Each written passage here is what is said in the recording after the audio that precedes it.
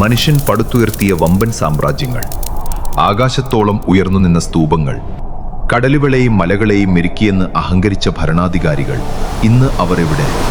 കാലത്തിന്റെ അപ്പുറത്ത് മണൽക്കാറ്റുകൾ വിഴുങ്ങിയ ആ കൊട്ടാരങ്ങളുടെ അവശിഷ്ടങ്ങളിൽ ഇന്നും ഒരു സത്യം ബാക്കിയുണ്ട്.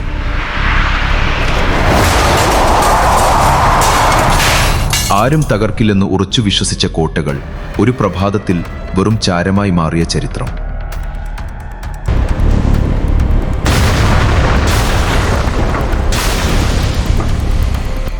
അധികാരത്തിന്റെ ആ ചതുരംഗക്കളത്തിൽ അള്ളാഹുവിന്റെ ശിക്ഷയുടെ ചമ്മട്ടി വീണപ്പോൾ അവിടെ ബാക്കിയായത് നിലവിളികൾ മാത്രമായിരുന്നു. ഇരുട്ടിനെ കീറിമുറിക്കുന്ന പ്രഭാതത്തെ സാക്ഷ്യം നിർത്തി, 10 പരിശുദ്ധ രാത്രികളുടെ രഹസ്യങ്ങൾ സാക്ഷ്യം നിർത്തി പ്രപഞ്ചനാഥൻ മനുഷ്യകുലത്തോട് ചോദിക്കുന്ന ആ ചോദ്യം: ബുദ്ധിയുള്ളവനെ, നിനക്കിതിൽ ചിന്തിക്കാനൊന്നുമില്ലേ? ഇതാണ് സൂറത്തുൽ ഫജ്ർ.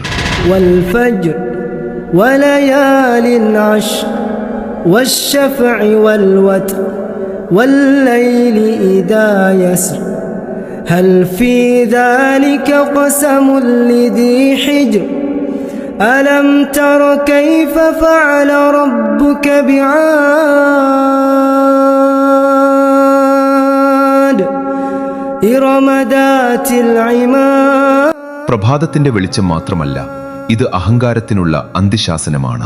മക്കയിലെ അതിശക്തരായ ഖുറൈശികൾ ഇസ്ലാമിനെയും പ്രവാചകനെയും കഠിനമായി പീഡിപ്പിക്കുന്ന കാലത്താണ് ഈ സൂറത്ത് ഇറങ്ങുന്നത്. തങ്ങളുടെ സമ്പത്തിലും അധികാരത്തിലും അഹങ്കരിച്ച് ഞങ്ങളെ തകർക്കാൻ ആർക്കും കഴിയില്ല എന്ന് വിശ്വസിച്ചിരുന്ന മക്കയിലെ പ്രമാണികൾക്കുള്ള താക്കീതായിരുന്നു ഇത്. മുൻപ് കഴിഞ്ഞുപോയ വമ്പൻ സാമ്രാജ്യങ്ങളുടെ പതനം ചൂണ്ടിക്കാട്ടി അള്ളാഹു അവരുടെ അഹങ്കാരത്തെ ചോദ്യം ചെയ്യുന്നു. ഈ സൂറത്ത് തുടങ്ങുന്നത് തന്നെ 5 കാര്യങ്ങളെ സാക്ഷ്യം നിർത്തിക്കൊണ്ടാണ്. വൽ ഫജ്ർ, പ്രഭാതം, ഇരുട്ടിനെ കീറിമുറിച്ചു വരുന്ന വെളിച്ചം.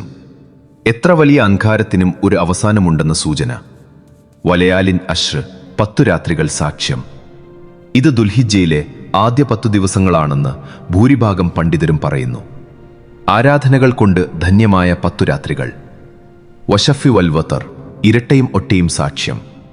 പ്രപഞ്ചത്തിലെ എല്ലാ സൃഷ്ടികളും ഇരട്ടകളാണ്, എന്നാൽ സൃഷ്ടാവ് മാത്രം ഏകനാണ്, ഒറ്റയാണ്. വല്ലൈലി ഇദാ യസ്ർ, പിന്തിരിഞ്ഞു പോകുന്ന രാത്രി സാക്ഷ്യം. രാത്രി ശാശ്വതമല്ല, അത് നീങ്ങിപ്പോകാനുള്ളതാണ്. അഹങ്കാരികളായ 3 വിഭാഗങ്ങളെ അള്ളാഹു ഇവിടെ ഓർമ്മിപ്പിക്കുന്നു. ആദ് ഗോത്രം, ആകാശത്തോളം ഉയരമുള്ള തൂണുകളുള്ള ഇറം നഗരം പണിതവർ. അവരുടെ കരുത്തിൽ അവർ അഹങ്കരിച്ചു. സമൂദ് ഗോത്രം, പാറകൾ കൊത്തി കൊട്ടാരങ്ങൾ പണിതവർ, പ്രകൃതിയെ മെരുക്കിയെന്ന് കരുതിയവർ. ഫറോവ എന്നറിയപ്പെടുന്ന ഫിർഊൻ, താനാണ് ദൈവമെന്ന് പ്രഖ്യാപിച്ചവൻ. ഇവരെല്ലാവരും നാടുകളിൽ അതിക്രമം കാണിച്ചു. അള്ളാഹു പറയുന്നു: അപ്പോൾ നിന്റെ നാഥൻ അവർക്ക് മേൽ ശിക്ഷയുടെ ചമ്മട്ടി വർഷിച്ചു. ആയത്ത് 13. അള്ളാഹു എപ്പോഴും നിരീക്ഷിച്ചുകൊണ്ടിരിക്കുന്നു. മിർസ്വാദ് എന്ന വലിയ സത്യം ഇവിടെ വ്യക്തമാക്കുന്നു. മനുഷ്യന്റെ മനഃശാസ്ത്രം, സമ്പത്തും പരീക്ഷണവും. മനുഷ്യൻ ലാഭനഷ്ടങ്ങളെ അളക്കുന്നത് ഭൗതികമായ നേട്ടങ്ങൾ വെച്ചാണ്. സമ്പത്ത് കിട്ടുമ്പോൾ അവൻ വിചാരിക്കും അള്ളാഹു തന്നെ ആദരിച്ചുവെന്ന്. ദാരിദ്ര്യം വരുമ്പോൾ അവൻ വിചാരിക്കും അള്ളാഹു തന്നെ അപമാനിച്ചുവെന്ന്. വിശദീകരണം: ഇത് തെറ്റായ ചിന്താഗതിയാണെന്ന് അള്ളാഹു തിരുത്തുന്നു. സമ്പത്ത് ആദരവല്ല, അതൊരു പരീക്ഷണമാണ്. അനാഥകളെ സംരക്ഷിക്കാതെയും സ്വത്തിന്മേൽ ആർത്തി കാണിച്ചും ജീവിക്കുന്നവർക്ക് ഈ പരീക്ഷണത്തിൽ വിജയിക്കാനാവില്ല. അന്ത്യദിനവും സമാധാനവും. ഭൂമി തരിപ്പണമാക്കപ്പെടുന്ന ആ ദിവസം മനുഷ്യൻ തൻ്റെ തെറ്റുകൾ ഓർത്തു വിലപിക്കും, പക്ഷേ അന്ന് മടക്കമില്ല. സൂറത്തിന്റെ അവസാനം ഏറ്റവും മനോഹരമായ വചനങ്ങളാലാണ്. സത്യവിശ്വാസിയെ അള്ളാഹു വിളിക്കുന്നത് നഫ്സുൽ മുത്മഇൻ, ശാന്തി ലഭിച്ച ആത്മാവ് എന്നാണ്. അള്ളാഹുവിൽ തൃപ്തിപ്പെട്ട, അള്ളാഹു തിരിച്ച് തൃപ്തിപ്പെട്ട ആ ആത്മാവിനോട് സ്വർഗത്തിലേക്ക് പ്രവേശിക്കാൻ കൽപ്പിക്കുന്നു. ഭയത്തെ നേരിടാനുള്ള ഏറ്റവും വലിയ വഴി അള്ളാഹുവിലുള്ള ഈ വിശ്വാസവും ഈമാൻ, അത് നൽകുന്ന സമാധാനവും മുത്മഇന്ന ആണെന്ന് ഈ സൂറത്ത് നമ്മെ പഠിപ്പിക്കുന്നു. നമുക്ക് ചെറിയ വിശകലനത്തിലൂടെ ഈ സൂറത്തിലേക്ക് ഇറങ്ങിച്ചെല്ലാം. അള്ളാഹു സുബ്ഹാന തആല നമുക്ക് എല്ലാവർക്കും ഇൽമു പഠിക്കുവാനും അതനുസരിച്ച് ജീവിക്കുവാനും തൗഫീഖ് നൽകുമാറാകട്ടെ. ആമീൻ യാ റബ്ബുൽ ആലമീൻ. പ്രഭാതം, സത്യം. രാത്രിയുടെ ഇരുട്ടിനെ കീറിമുറിച്ചുകൊണ്ട് വെളിച്ചം വരുന്ന ആ നിമിഷത്തെയാണ് അള്ളാഹു ഇവിടെ സത്യം ചെയ്യുന്നത്. എത്ര വലിയ പ്രതിസന്ധിയുണ്ടെങ്കിലും അതിനുശേഷം പ്രത്യാശയുടെ ഒരു പുലരിയുണ്ടെന്ന വലിയ സൂചനയാണിത്. وليال عشر 10 രാത്രികൾ സത്യം. പണ്ഡിതന്മാരുടെ അഭിപ്രായപ്രകാരം ഇത് ദുൽഹിജ് മാസത്തിലെ ആദ്യത്തെ 10 ദിനരാത്രങ്ങളാണ്. ആരാധനകൾ കൊണ്ട് ഏറ്റവും മൂല്യമുള്ള സമയത്തെ സത്യം ചെയ്യുന്നതിലൂടെ ആ നാളുകളുടെ പവിത്രത അള്ളാഹു ഓർമ്മിപ്പിക്കുന്നു. والشفع والوتر ഇരട്ടയും ഒറ്റയും സത്യം. പ്രപഞ്ചത്തിലെ സർവ്വസൃഷ്ടികളും ഇരട്ടകളാണ്, ആണും പെണ്ണും, രാവും പകലും. എന്നാൽ അള്ളാഹു മാത്രം വദർ അഥവാ ഒറ്റയാണ്. സൃഷ്ടാവും സൃഷ്ടികളും തമ്മിലുള്ള വ്യത്യാസത്തെ ഇത് അടിവരയിടുന്നു. والليل إذا يسر നീങ്ങിപ്പോകുന്ന രാത്രി സത്യം. രാത്രി ശാശ്വതമല്ല, അത് കടന്നു പോകാനുള്ളതാണ്. മക്കയിലെ അവിശ്വാസികൾ മുസ്ലിങ്ങളെ പീഡിപ്പിച്ചിരുന്ന ആ ഇരുണ്ട കാലം അവസാനിക്കുമെന്ന ശുഭവാർത്ത കൂടി ഇതിലുണ്ട്. هل في ذلك قسم لذي حجر ബുദ്ധിയുള്ളവർക്ക് ഇതിൽ ഒരു സത്യപ്രസ്താവനയില്ലേ? മുകളിൽ പറഞ്ഞ കാര്യങ്ങൾ ചിന്തിക്കുന്ന ഏതൊരാൾക്കും അള്ളാഹുവിൻ്റെ കഴിവിനെ മനസ്സിലാക്കാൻ ധാരാളമാണ്. വെറുതെ കേട്ടുപോകാനല്ല, ബുദ്ധി ഉപയോഗിച്ച് ചിന്തിക്കാനാണ് അള്ളാഹു ആവശ്യപ്പെടുന്നത്. ألم تر كيف فعل ആദ് ഗോത്രത്തിന്റെ പതനം.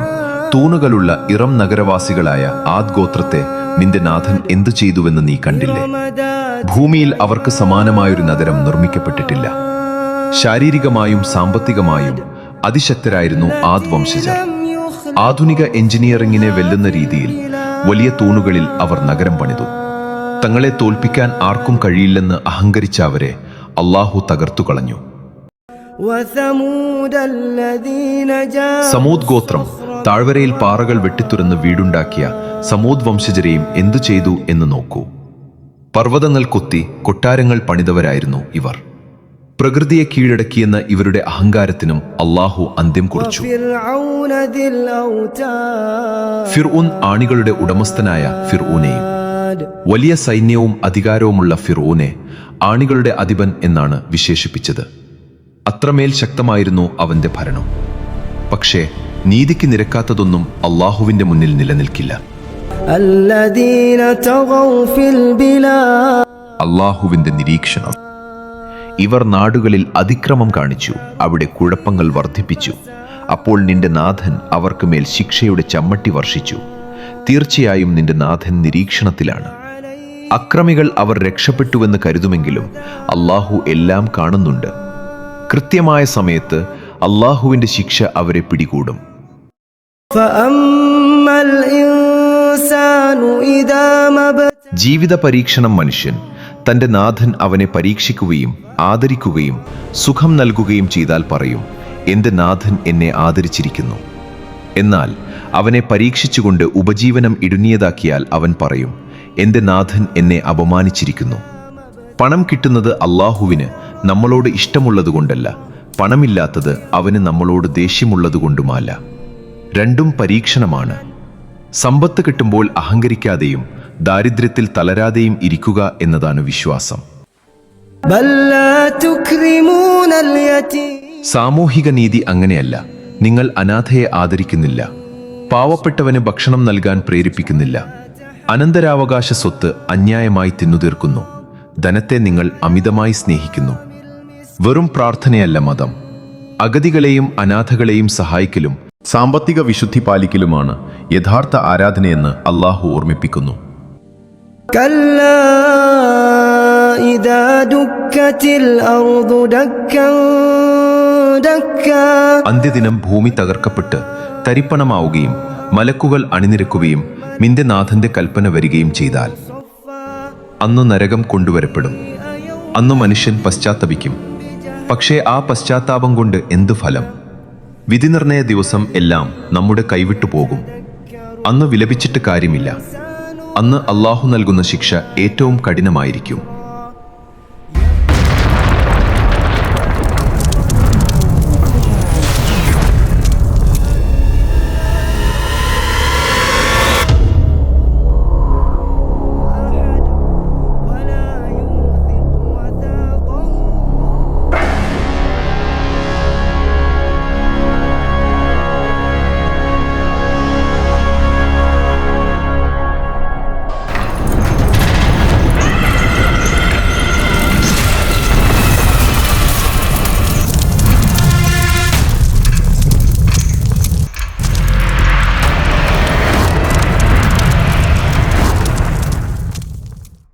يا أيتها النفس സമാധാനത്തിന്റെ വിളി.